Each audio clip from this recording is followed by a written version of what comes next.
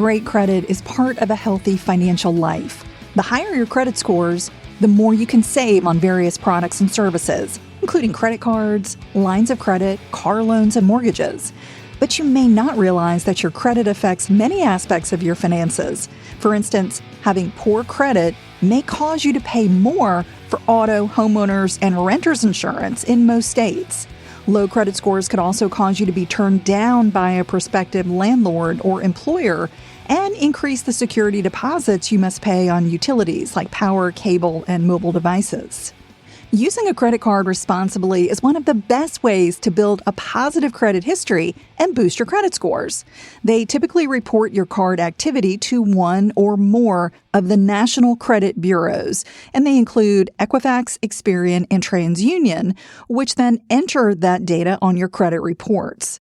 This podcast will review 6 ways to use credit cards to gain benefits and build excellent credit. Hey friends, welcome back. I'm Laura Adams, an award-winning author, money speaker, founder of the Money Stack newsletter, and host of the Money Girl podcast with 43 million downloads. I also work as an on-camera financial spokesperson and partner with select brands for PR and content marketing. As always, you can learn more about me and send me an email using my contact page at lauradadams.com. And if you have a comment or a money question, I would love to hear it. You can email it to me or leave it on our voicemail line, which is 302-364-0308. I'd love to answer your question on a future show. Whether a credit card helps or hurts your credit depends on how you use it.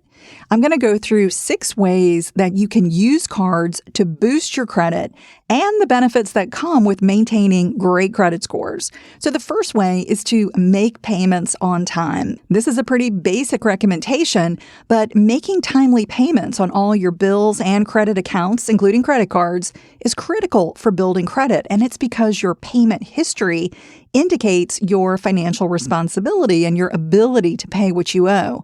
Some of your payments, like rent or a cell phone bill, may not get reported to the nationwide credit bureaus. However, if you don't pay those accounts and they get turned over to a collections agency, that will appear on your credit reports. Your payment history is so important because it is the most significant factor in many credit scoring models. In fact, it makes up 35% of your FICO score, which is a credit scoring model that top lenders use. There are many scoring models, but FICO is quite popular. Having a credit card allows you to demonstrate your credit worthiness by making payments on time. However, late payments on credit accounts show potential lenders and merchants that, you may not be responsible and that you could default on your debts if they loan to you or they open an account for you.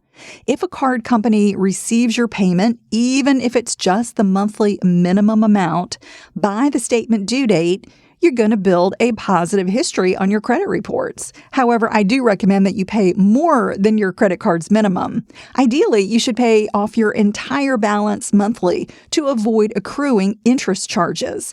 If you carry a balance from month to month, be strategic about it and use a low-interest credit card to reduce the financing charge. Okay, the second thing to know about using cards is that you don't want to rely on being an authorized user. So this is how many people start using a credit card. They become an authorized user on someone else's account, such as a parent's. Maybe a parent sets up a child for their own card as an authorized user, when they go off to college. That allows you to use the card without being legally responsible for the debt. And the parent can set limits on how much the authorized user can charge on the card. Some card companies report a card owner's transactions to an authorized user's credit report. Now, that could be excellent, and it could be a great first step for establishing credit if the card owner makes timely payments. Even so, some credit scoring models ignore data that doesn't belong to a primary card owner. Therefore, don't assume that being an authorized user is a rock-solid approach for building credit. It's a great way to start, and it's definitely a convenient option for, letting other people use your card when it's appropriate. But it's best to get your own credit card as soon as you earn an income and can get approved for a card. But if you can't get approved for a credit card, let's say, you just don't have good enough credit yet, a secured credit card is an excellent option. And that's if a secured card reports data to the credit bureaus. So that needs to happen to make sure that, you're getting credit for making those payments on time. A secured card works like a regular credit card, but it requires you to pay a refundable upfront security deposit when you open the account. Now, after a period of time, if you're using it responsibly, you will certainly qualify for a regular unsecured credit card. So it's a great tool. It's a great way to build your credit or rebuild your credit when a regular credit card is not an option for you. Okay, the third way to use a credit card to boost your credit is to make sure you never max out credit cards. A significant credit scoring factor is the amount of debt that you owe on revolving accounts. So these include credit cards and any other lines of credit that you have. That amount that you owe gets compared to your total available credit limits, and that's known as your credit utilization ratio. And it is calculated per account or per card and on all of your accounts' aggregate total. When you have a low utilization ratio, that shows that you're using credit responsibly by not maxing out accounts. A high ratio indicates that you're using a lot of credit, and maybe you could even be in danger of missing a payment soon. A good rule of thumb to build your credit scores is to keep your utilization ratio below 20%. Some say even below 10%. For example, let's say you have $1,000 debt on a credit card, and that card has a $5,000 available credit limit. In that case, you're using 20%. You have a 20% credit utilization ratio. The formula is a $1,000 balance divided by your $5,000 credit limit, which is 0.2 or 20%. There's a common misconception that maxing out a credit card is okay as long as you pay it off each month. While paying off your credit card is best to avoid interest charges, it does not guarantee that you're going to have a low utilization ratio. That's because the date your credit card balance gets reported to the credit bureaus is likely going to be different from your statement due date. And if your outstanding balance happens to be high when it gets reported, you're going to have a high utilization ratio that drags down your credit scores. Like I said, even if you're paying that off in full each month. The fourth way to boost your credit is to consider owning multiple credit cards. So another way to reduce your credit utilization ratio is to increase the amount of your available credit. For instance, you could request a credit limit increase with your credit card issuer. Or you can apply for an additional credit card and spread out your charges on multiple cards instead of regularly maxing out one. So having another card increases your total available credit. That reduces your credit utilization, and that instantly boosts your credit scores. For example, instead of having one card with a $1,000 balance and a $5,000 credit limit, let's suppose you get a second card that also has a $5,000 limit. If you have a $500 balance on each card, you'd have a 10% credit utilization ratio instead of a 20%. The formula would be a $1,000 balance divided by a $10,000 credit limit, which is 10%. So that's half the ratio of my previous example for one card because you've got twice the amount of available credit with two cards. Remember that having the same amount of debt with more available credit instantly reduces your utilization and improves your credit scores. The fifth way to boost your credit is don't cancel any credit cards. When you cancel a credit card, you instantly slash your available credit. So you're doing the opposite of what we just talked about. That causes your credit utilization ratio to skyrocket and your credit scores drop quickly. Anytime your card balances become a higher percentage of your total available credit, you appear riskier to creditors, even if you aren't. So keep your cards open and active, especially if you're considering a big purchase, like financing a car or applying for a mortgage within the next 6 months. However, I will say if you have a card that you just don't like, or maybe it's got a fee, don't be afraid to cancel it. Just make sure that you replace it with another card, ideally before you cancel the first one.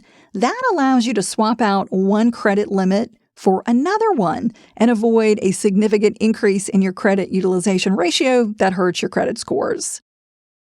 And the sixth tip is to wait to open new accounts. Another credit scoring factor is your recent hard inquiries. These happen when you apply for new credit, like, trying to get a new credit card or applying for a loan. The problem is that they temporarily ding your credit scores. They're going to bring them down. So once you apply for a credit card or loan, you want to wait at least 6 months before applying for another one. Spacing out those new accounts or even those cancellations of a credit card ensures they have the smallest impact on your credit as possible. If you're wondering about the ideal number of credit cards you should own, it really depends on how much you charge, whether you're using card rewards, and how responsible you are with credit overall. As I mentioned, having more available credit does help your credit scores. Therefore, if you continually use over 20% of your available credit, you likely need another credit card. As I mentioned, spreading out your charges on multiple cards is much better than maxing out one card. Also consider how different credit cards can help you achieve financial goals, such as saving money on everyday purchases. Many retailers, big box stores, and brands have their own rewards credit cards that offer discounts, promotions, and additional services that can really be valuable. So owning at least 2 credit cards, I would say, is a good goal, or as many as you're comfortable managing and will benefit your finances. If you handle them responsibly, there's really no limit to the number of cards you can or should have. I also want to remind you that you can check your credit for free, and that does not hurt your credit scores because it is a soft inquiry on your credit reports. I would say it's wise to check your credit reports at least annually, and ideally quarterly or even monthly, so that you can check for activity you don't recognize, which could be a sign of identity theft that you should dispute right away.